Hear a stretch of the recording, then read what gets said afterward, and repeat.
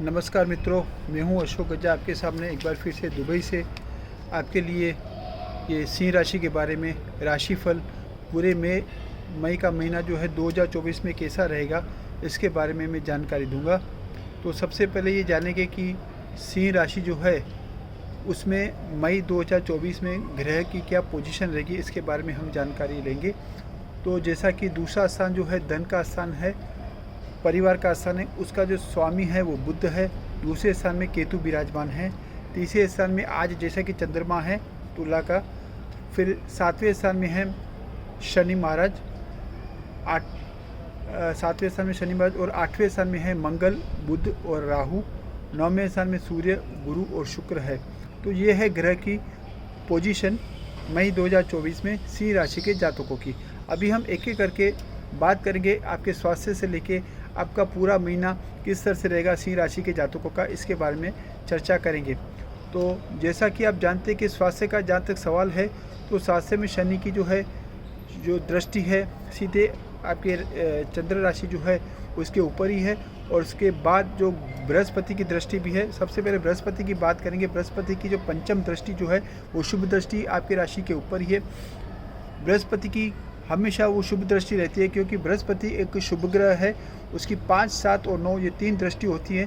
तो सबसे पहले स्वास्थ्य की बात करेंगे, तो आपका स्वास्थ्य सिंह राशि का जातकों का मई 2024 में काफ़ी बढ़िया रहेगा, इसमें कोई भी संदेह नहीं। हालांकि शनि की भी अशुभ दृष्टि आपके राशि के ऊपर है, लेकिन आपकी जो तबीयत है वो कुछ नरम गरम रह सकती है। लेकिन बृहस्पति की दृष्टि होने की वजह से ओवरऑल आपका जो स्वास्थ्य है अच्छा रहेगा, ऐसा हम जरूर कह सकते हैं। अभी हम बात करेंगे दूसरे स्थान के बारे में। दूसरा स्थान जो है धन स्थान है। दूसरा स्थान जो है परिवार का स्थान है। दूसरे स्थान का जो स्वामी है बुध है, और वो बुध जो है वो अष्टम भाव में बैठ के सप्तम दृष्टि से दूसरे भाव को ही देख रहा है। ये जो एक अच्छा, काफ़ी अच्छा ये जो संयोग माना जाएगा, क्योंकि अगर दूसरा स्थान का स्वामी जो होता है वो अगर दूसरे स्थान को ही देखता है, मतलब उसको जब भी पैसों की ज़रूरत होगी उसके पैसे उसको मिल जाएंगे। धन में आपको काफ़ी अच्छा रहेगा, इसमें कोई भी संदेह नहीं है, क्योंकि धन स्थान का स्वामी खुद अपने हाउस को देख रहा है सप्तम दृष्टि से। तो ये काफ़ी अच्छा संयोग माना जाएगा। तो इसलिए इससे कह सकते हैं कि धन में और पारिवारिक जहाँ का सवाल है काफ़ी अच्छा रहेगा। वैसे देखा जाए तो केतु ये दूसरे स्थान में विराजमान है। आपको अगर जो भी दूसरा स्थान जो है वो आंख के बारे में भी कहा जाता है, तो आई के मामले में आपको थोड़ा सावधान रहना पड़ेगा। अगर आई के मामले में आपको कुछ प्रॉब्लम हो तो आपको आई स्पेशलिस्ट को दिखाना होगा, क्योंकि केतु जो है वो दूसरे स्थान में है।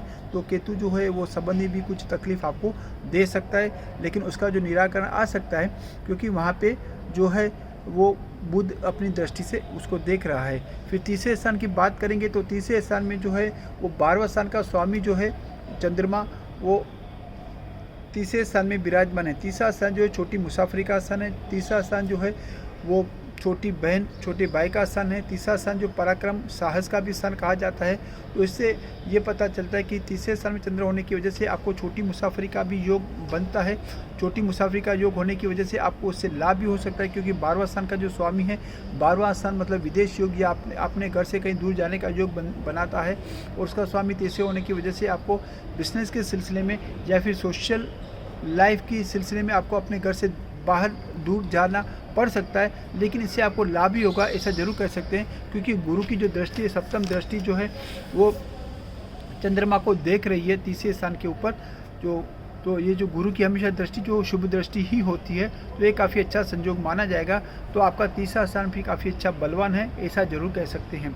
अभी हम बात करेंगे पंचम स्थान के बारे में। पंचम स्थान से हम संतान का सुख देखते हैं। पंचम स्थान में पिछले जन्म का कर्म के बारे में देखा जाता है।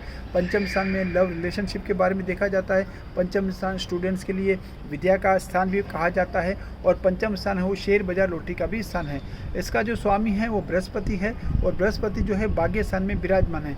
इसका मतलब ये हुआ कि जो भी स्टूडेंट्स एग्ज़ाम देना चाहते हैं, चाहे वो कम्पिटिटिव एग्ज़ाम हो, चाहे वो स्कूल की हो, बोर्ड की हो, यूनिवर्सिटी की हो, चाहे कोई भी इंटरनल एग्ज़ाम क्यों न हो, उसमें आपको 100% सफलता इसीलिए मिलेगी क्योंकि आपका जो स्वामी जो है बृहस्पति वो भाग्य स्थान में बैठा हुआ है, और भाग्य स्थान में बैठ के अपनी 9वीं दृष्टि से अपने खुद के घर को देख रहा है। ये काफ़ी अच्छा संयोग माना जाएगा।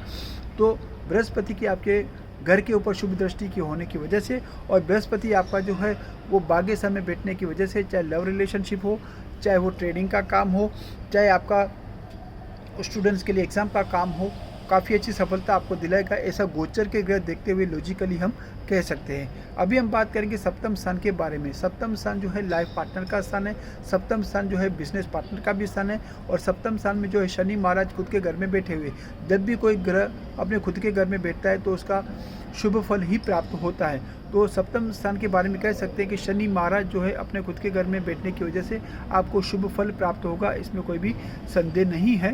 हालांकि शनि अपनी तीसरी अशुभ दृष्टि से, तीसरे स्थान मतलब तीसरी अशुभ दृष्टि से सूर्य को देख रहा है, जो कि आपकी राशि का स्वामी है। ठीक है, तो अभी हम बात करेंगे अष्टम स्थान के बारे में। अष्टम स्थान जो है गुप्त धन का स्थान है, स्वास्थ्य का भी स्थान है, और इसमें मंगल का होना इस बात का संकेत है कि अगर आप व्हीकल चलाते हैं और अगर स्पीड से आप व्हीकल चलाएंगे तो आपके एक्सीडेंट होने की संभावना है, इसलिए या फिर घर में किसी भी कारण से आपको गिरने की भी संभावना होती है। तो खास करके जो बुजुर्ग हैं वो अपने स्वास्थ्य का ध्यान रखें, चाहे वॉशरूम में चाहे कहीं भी गिरे नहीं सिंह राशि के जातकों के लिए। या फिर जो यंगस्टर्स हैं अगर व्हीकल चलाते हैं तो उनको संभल के चलाना होगा, तेज़ नहीं चलाना होगा, क्योंकि मंगल जो यहाँ पे है अष्टम स्थान में विराजमान है, और उसके साथ बुध और राहु भी है, जो कि एक आपके लिए संकेत है कि आपको जो भी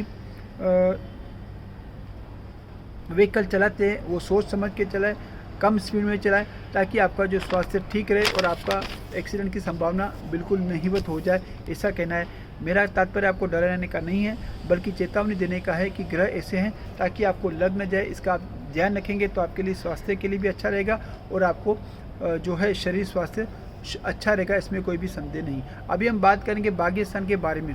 भाग्य स्थान का जो स्वामी है वो है मंगल, वो अपने स्थान से हैं दूसरे स्थान में, मतलब 8वें स्थान में बैठा हुआ है, और सूर्य गुरु शुक्र 3 जो ग्रह हैं वो भाग्य स्थान में विराजमान है।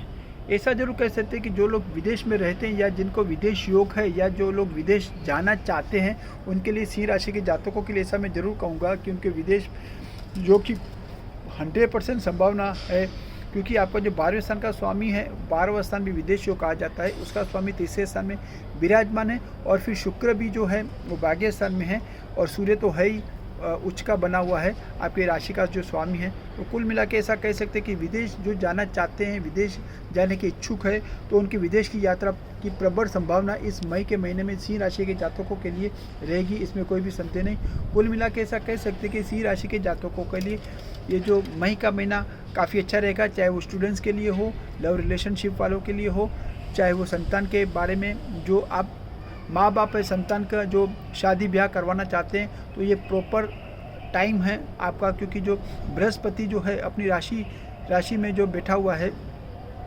मेष राशि में, जिसकी वजह से वो अपनी दृष्टि से 9वीं दृष्टि से देखने की वजह से आपको शुभ फल प्राप्त होगा, इसमें कोई भी संदेह नहीं है। आज के लिए इतना ही, सिंह राशि के जातकों के लिए काफ़ी है। बाकी अब मिलेंगे कल, फिर दूसरे कन्या राशि के बारे में चर्चा करेंगे। तब तक के लिए आज्ञा दीजिए, धन्यवाद।